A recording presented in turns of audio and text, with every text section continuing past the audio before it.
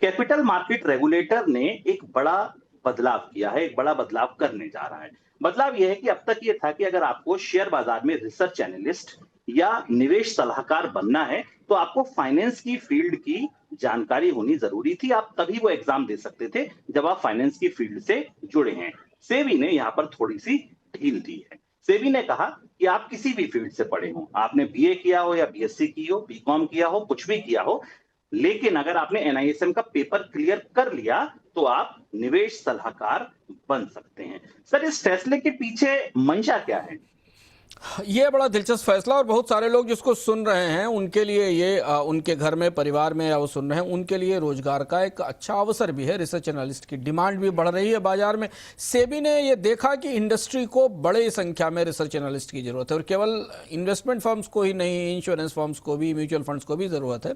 तो केवल एक बिजनेस डिग्री पे के बेस पर आपको आरए बनाया जाए, रिसर्च एनालिस्ट बनाया जाए, ठीक नहीं था। तो बड़ा लिबरलाइजेशन है। Art, science, commerce, law, engineering कुछ भी पढ़े हों, आप इन्वेस्टमेंट एडवाइजर बन सकते हैं, बशर्ते आप जो एनआईएसएम का टेस्ट है, जो परीक्षा होती उसे पास करें। दूसरा रास्ता है कि आप सीएफए चार्टर के साथ सीएफए इंस्टीट्यूट में चले जाएं और वहां से क्वालिफाई करके अपने आप को रिसर्च एनालिस्ट बना लें। इसमें सेबी इस पूरी व्यवस्था को थोड़ा डेमोक्रेटाइज कर रही है और कोशिश यह है कि इससे एक बड़ा कवरेज मिलेगा, एक बड़ी संख्या में लोग रिसर्च एनालिस्ट बनकर सामने आएंगे जो अंततः लोगों को निवेश करने में, बाकी चीजों में मदद करेंगे। एक्सपीरियंस और की रिक्वायरमेंट में भी थोड़े से बदलाव किए हैं।